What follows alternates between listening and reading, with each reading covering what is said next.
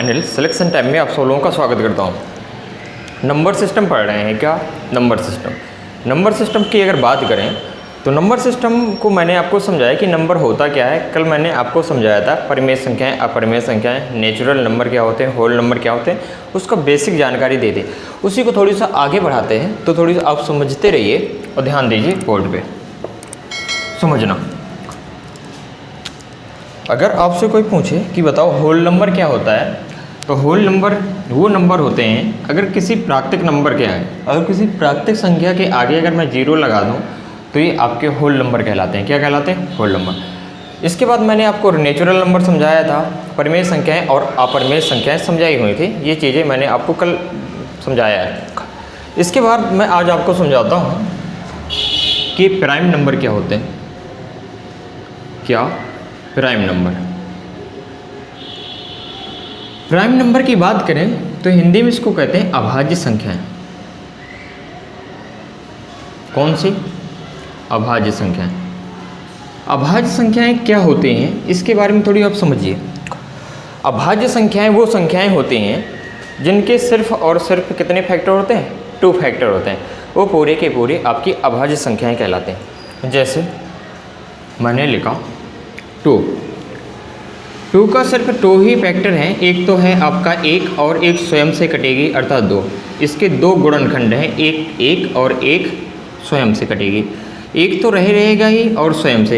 यानी ऐसी संख्याएं जिसके सिर्फ और सिर्फ 2 फैक्टर होते हैं वो पूरी की पूरी संख्याएं आपकी क्या कहलाती हैं? प्राइम नंबर कहलाते हैं, अर्थात अभाज्य संख्याएं कहलाते हैं। आप थोड़ी सी समझते रहिए धीरे धीरे चीज़ों को। जैसे मैंने लिखा 3, तो ये भी एक अभाज्य संख्या है क्योंकि इसके भी 2 फैक्टर हैं, एक 1 और एक 3। एक बात बताओ मुझे यहाँ से, मैंने लिखा 1 क्या अभाज्य संख्या है? बिल्कुल नहीं, क्योंकि इसका सिर्फ एक ही फैक्टर है, इसलिए 1 एक अभाज्य संख्या नहीं है। अगर पूछा जाए कि क्या अभाज्य संख्या है, इसके 2 फैक्टर हैं ही नहीं, अर्थात एक जो है अभाज्य संख्या नहीं है। अभाज्य संख्याएं सिर्फ और सिर्फ वो संख्याएं कहलाती हैं जिनके केवल और केवल 2 फैक्टर होते हैं। वो संख्याएं आपकी क्या कहलाती हैं? अभाज्य संख्याएं कहलाते हैं। एक तो सभी का गुणनखंड होता है, इसलिए एक जो है अभाज्य संख्या नहीं है। ये 2 आपकी अभाज्य संख्या है, ये आपका इवन नंबर है। सम संख्या भी है और अभाज्य संख्या भी है 2। इस तरीके से 3 हो गया। 5 मैं आपसे कहूँ, बताइए 5। अगर 5 अभाज्य संख्या है कि नहीं है, तो आपका जवाब होगा कि 5 के भी तो 2 ही फैक्टर हैं, एक तो 1 और एक स्वयं 5। इसके भी 2 गुणनखंड हैं, अर्थात ऐसी संख्याएं वो सभी संख्याएं जिसके सिर्फ और सिर्फ 2 फैक्टर होते हैं वो आपकी अभाज्य संख्याएं कहलाती हैं। क्या कहलाती हैं? अभाज्य संख्याएं। अगर पूछा जाए कि एक ऐसी नंबर संख्या बताओ, सबसे छोटी अभाज्य संख्या कौन सी होती है, तो आपका 2 होता है। एक अभाज्य संख्या नहीं, इस बात को आप याद रखना। क्यों? क्योंकि एक का सिर्फ एक ही फैक्टर होता है, वो भी 1। आप कह दो एक तो रहेगा भी, एक 2 बार नहीं लिखा जा सकता। काफ़ी बच्चों के दिमाग में जब मैं पढ़ाता हूँ ना, तो ये चीज़ें मुझे भी काफ़ी बच्चे क्या कह देते, एक तो सब में रहता है, एक नंबर यहाँ लिख दो। ऐसा नहीं, ये तो सेम नंबर है, इसलिए एक अभाज्य संख्या नहीं है।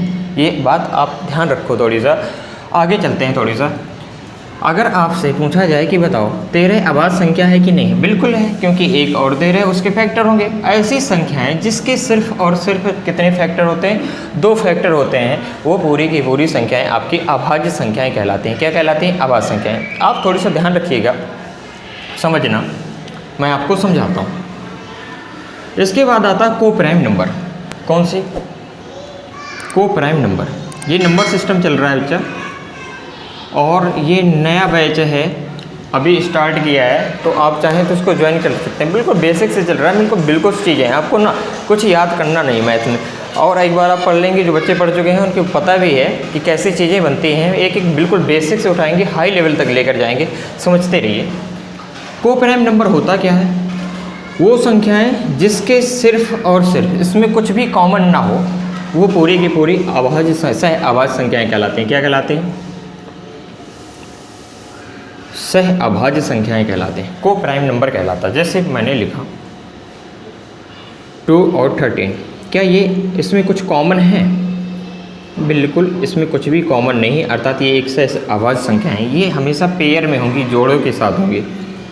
जैसे मैंने लिखा 2 और 6, ये क्या को प्राइम नंबर है? बिल्कुल नहीं है, क्योंकि इसमें 2 कॉमन मिल रहा है। कितना मिल रहा है? 2 इसमें भी है, 2 इसमें भी। अर्थात ये जो है आपका सह अभाज्य संख्याएं नहीं है। वो सह अभाज्य संख्याएं वो अभाज्य संख्याएं होती हैं, वो संख्याएं होती हैं जिसमें कुछ भी कॉमन ना हो। जैसे मैंने लिखा 100, एक नंबर मैंने लिखा इधर से 3, इसमें कुछ भी कॉमन नहीं है, अर्थात ये नंबर भी आपका क्या है? सह अभाज्य संख्याएं हैं। तो एक बात आपको यहाँ से समझ में आ गई होगी कि सह अभाज्य संख्याएं वो संख्याएं होती हैं जिसमें कुछ भी कॉमन नहीं होता है। आगे चलते हैं, थोड़ी सा समझते रहिए, धीरे धीरे समझना।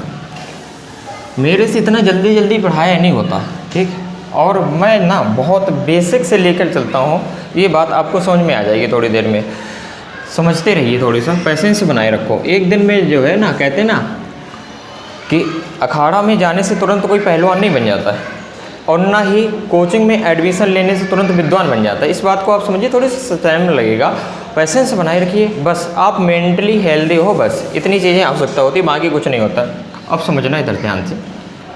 इसी में नंबर सिस्टम में मैं आपको समझा रहा हूँ नंबर ऑफ यूनिट डिजिट। ये एक टॉपिक है, बिल्कुल स्पेसिफिक पढ़ेंगे इस टॉपिक के बारे में, तो समझना ये नंबर ऑफ यूनिट डिजिट होता क्या।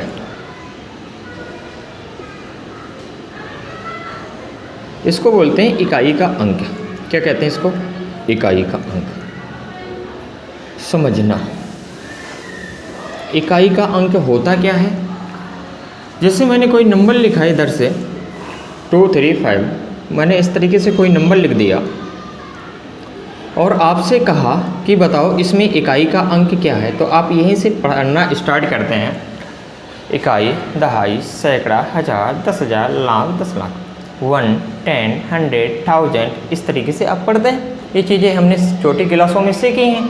आपने पढ़ा होगा कि जो है नंबर सिस्टम एक होता है इंडियन सिस्टम होता है, एक इंटरनेशनल सिस्टम होता है जिसमें मिलियन बिलियन आते हैं। तो आप लोगों ने ये सब चीज़ें 6 क्लास में 7, 8 में चीज़ें सीखी हैं, वहाँ पे सिखाई गई हैं। तो इस नंबर को सबसे जो लास्ट का नंबर होता है इसको बोलते हैं यूनिट डिजिट, अर्थात इकाई का अंक, क्योंकि यहीं से पढ़ना स्टार्ट करते हैं। तो इकाई, दहाई, अगर मैं आपसे कहूँ कि दहाई का अंक क्या है तो 5 बोलेंगे, ठीक। सैकड़े का अंक कौन सा है तो ये आपका 2 हो जाएगा। तो सबसे जो लास्ट अंक होता है वही इकाई का अंक कहलाता है। पहले आप ये समझो कि इकाई का अंक होता क्या है। अगर आपसे पूछा जाए कि बताओ इकाई का अंक क्या कहलाता है, तो किसी संख्या के अंतिम अंक जो होता है वो आपका इकाई का अंक कहलाता है। क्या कहलाता है? इकाई का अंक। आप समझना थोड़ा सा, इकाई का अंक अगर है तो आपके सामने क्वेश्चन कैसा आएगा उसको थोड़ी समझिएगा। जैसे मैंने कोई नंबर लिखा, अब मैं कहूँ कि बताओ, ठीक, इसका पूरा का पूरा गुणा कितना आएगा, इसका इकाई का अंक क्या होगा। तो पहली बात तो आपके दिमाग में जो बेसिक चीज़ें पहले आप समझो, फिर मैं इसके बाद सब चीज़ें समझाता हूँ। ये ट्रिक बनती कहाँ से ये भी मैं आपको समझाता हूँ। जब आपको बेसिक चीज़ें आती हैं ना एक्चुअली, तो आप ट्रिक अपने आप बना सकते हैं। समझना यहाँ से ध्यान से। जब मैं इसका मल्टीप्लाई करवाऊँगा ना तो 2 4 जा 8 यहाँ हो जाएगा, 2 3 जा 6, 2 2 जा 4, 2 1 जा 2। आगे से जब क्रॉस लगा के यहाँ से लिखना स्टार्ट करेंगे ना तो 3 4 जा 12, यहाँ 1 कैरी आएगा, 3 3 जा 9, 1 10, 1 आई कैरी, 3 2 जा 6, 1 7, 3 1 जा 3।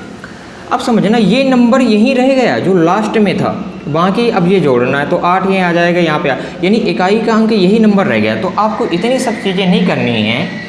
आपको यहाँ से कॉन्सेप्ट ये निकल के आया कि अगर किसी संख्या के अंतिम लास्ट का मल्टीप्लाई करवा दिया जाए तो वही आपका यूनिट डिजिट होता है। क्या कहलाता है? इकाई का अंक कहलाता है। जैसे समझना, मैं आपसे कहूँ कि बच्चा मुझे आप ये बताओ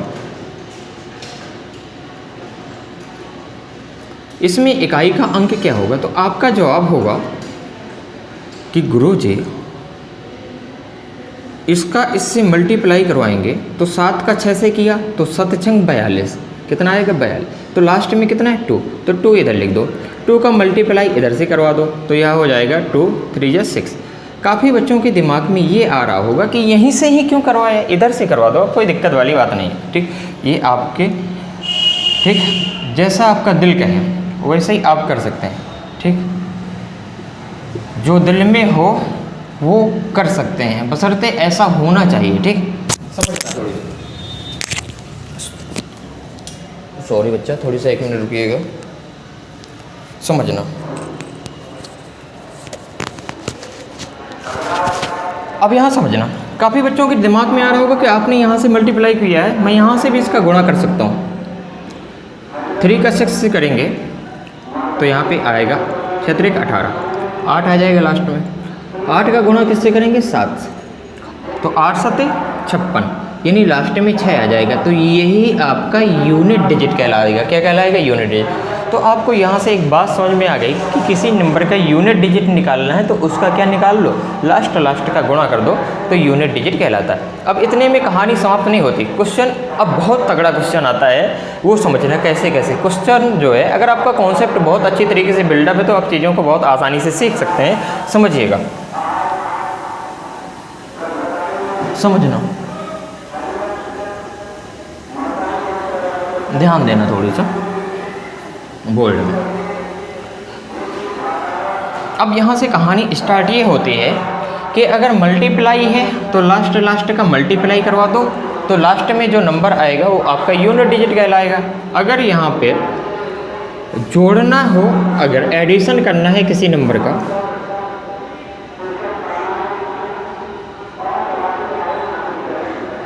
मान लेता हूँ, तो लास्ट को जोड़ते जाओ। इनको जोड़ेंगे तो यहाँ पे 5 हो जाएगा, 5 और 9 को जोड़ दो तो 14 हो जाएगा।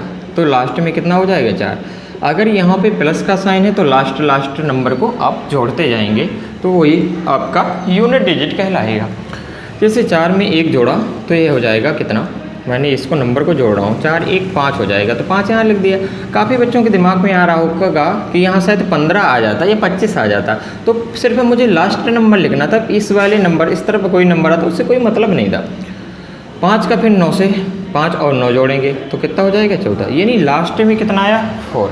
तो यही आपका यूनिट डिजिट कहलाएगा। तो एक बात यहाँ से ये सीखी कि अगर मल्टीप्लाई में है कोई नंबर तो आप उसका मल्टीप्लाई करवाते जाइए लास्ट नंबर का, तो आपका यूनिट डिजिट कहलाएगा। और यदि कोई एडिशन में नंबर है तो आप उसको ऐड करते जाइए, तो एडिशन यानी लास्ट में जब ऐड करते जाएंगे तो लास्ट में जो नंबर रह जाएगा वो आपका यूनिट डिजिट कहलाएगा। अब समझना इधर से आगे की कहानी। अब क्वेश्चन थोड़ी और अच्छी तरीके से थोड़ी समझना, लेवल कैसे बढ़ेगा मैं आपको समझाता हूँ। बिल्कुल आप पेशेंस बनाए रखिए, धीरे धीरे चीज़ों को समझते रहिए। ये 0 1 5 और 6 ये ऐसे नंबर होते हैं, कौन से? 1 0 1 5 और 6। इनका यूनिट डिजिट हमेशा सेम रहता है। क्या रहता है? यूनिट डिजिट हमेशा सेम रहता है। ऐसा इसलिए कह रहा हूँ बच्चा, आप यहाँ समझो। यदि किसी संख्या के लास्ट में 0 आ जाए, उसकी पावर आप कुछ भी, जो मर्जी पावर कुछ भी कर दो, x y z कुछ भी कर दो, उसका यूनिट डिजिट हमेशा 0 ही रहेगा। क्या रहेगा? 0। किसी नंबर के लास्ट में यदि 1 आ जाता है तो उसकी जो मर्जी power x y z 100 200 1000 5000 10,000 million billion कुछ भी कर सकते हैं, उसका यूनिट डिजिट हमेशा क्या रहेगा? ये करेंगे।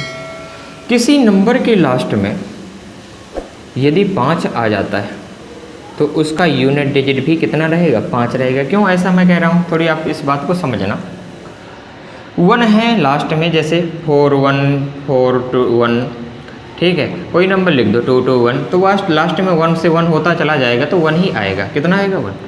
इसी बात को आप ऐसे समझो, जैसे मैंने लिखा 25, फिर मैंने लिखा लास्ट में 35, फिर 45, मतलब लास्ट में 5 आ रहा है। कुछ बच्चों के दिमाग में आ रहा होगा कि ऐसा नंबर भी हो सकता है, कुछ भी हो सकता है। 5 का गुणा 5 से करवाएंगे तो 25, लास्ट में 5 आ जाएगा। 5 का इससे कराएंगे तो 5 आए, यानी 5 की पावर कुछ भी, जो मर्जी पावर कुछ भी लगा दो, उसका यूनिट डिजिट हमेशा कितना रहता है? 5 ही रहता है। अब आगे समझिए, यही कहानी 6 में भी है। आप 6 के में भी समझो, अगर किसी नंबर के लास्ट में 6 आ जाए, कितना आ जाए? 6, तो उसका यूनिट डिजिट हमेशा कितना रहता है? 6 रहता है। कितना? 6। कैसे? मैं इधर 6 रेज़ टू पावर अगर 1 करूँगा तब भी 6 आएगा। आपको पता है 6 रेज़ टू पावर अगर मैं 2 कर दूँ तो 6 6 जा होता है 36, तब भी लास्ट में 36 होता है, तब भी यही आ जाएगा। 6 की पावर अगर 3 करेंगे तो 6 6 36 का 216 होता है, तब भी यही आएगा। तो आप अगर काफ़ी बच्चों के दिमाग में ऐसे ही कहानी आगे जब बढ़ती रहेगी ना, तब भी इसमें 6 का गुणा करेंगे तो 6 6 36, लास्ट में 6 ही आना है। इसलिए यहाँ से मैं ये कह सकता हूँ कि किसी भी नंबर के लास्ट में 0 आ जाए, 1 आ जाए, 5 आ जाए और 6 आ जाए तो उसका यूनिट डिजिट हमेशा क्या रहता है, सेम रहता है। तो ये चीज़ें आपको समझ में आई। अब आता है क्वेश्चन कैसे आएगा उसके बारे में बात करता हूँ। आप इसको चाहें तो नोट कर सकते हैं, ठीक, ये स्क्रीनशॉट ले सकते हैं। मैं इस तरफ हुआ जा रहा हूँ, समझिएगा। ये कहानी थी इसकी। अब आगे समझना। अभी बहुत सारे नंबर बचते हैं, आपका 4 बचता है, 9 बचता है, 2 3 7 8 ये नंबर भी बचते हैं। तब इसकी पूरा का पूरा नंबर सिस्टम खत्म होता है। इसमें सवाल भी बहुत अच्छे बनते हैं, समझिएगा। थोड़ी सी ध्यान दो आप, सवाल कैसा पूछिएगा थोड़ी समझते रहिए।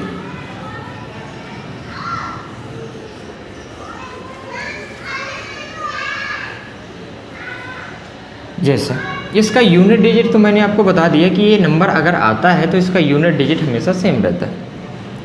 अब क्वेश्चन थोड़ी समझिए कैसे आएगा। क्वेश्चन आ जाएगा की पावर 2020, ठीक, मल्टीप्लाई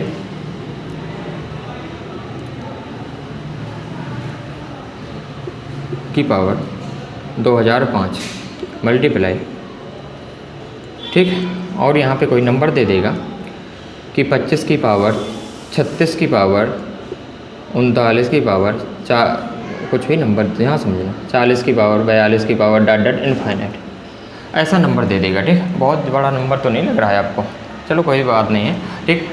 आपको ना बड़ा मज़ा आ जाएगा, आप कुछ समझते रहिए। बहुत लेवल तक लेकर जाता हूँ मैं, समझना। लास्ट में 1 है तो कुछ भी पावर हो उसका यूनिट डिजिट 1 रहना है। यहाँ मल्टीप्लाई का साइन है, गुणा का साइन है तो गुणा का साइन बना दो। ये 6 है लास्ट में, तो कुछ भी पावर आ जाए तो आप कितना लिख दोगे, 6, क्योंकि ये इनका सबका यूनिट डिजिट सेम रहता है। अगर लास्ट में 1 आ जाए, 0 आ जाए, 5 आ जाए और 6 आ जाए, यहाँ पे 5 आ गए ना, कुछ भी पावर लगी हो उसका यूनिट डिजिट हमेशा कितना है, 5। बस अब कुछ नहीं करना, इसको सिंपली मल्टीप्लाई कर लो। 5 यहाँ 5 का और 6 से करेंगे तो हो जाएगा कितना, 30, यानी 0 आ जाएगा। तो इसका यूनिट डिजिट कितना होगा, 0।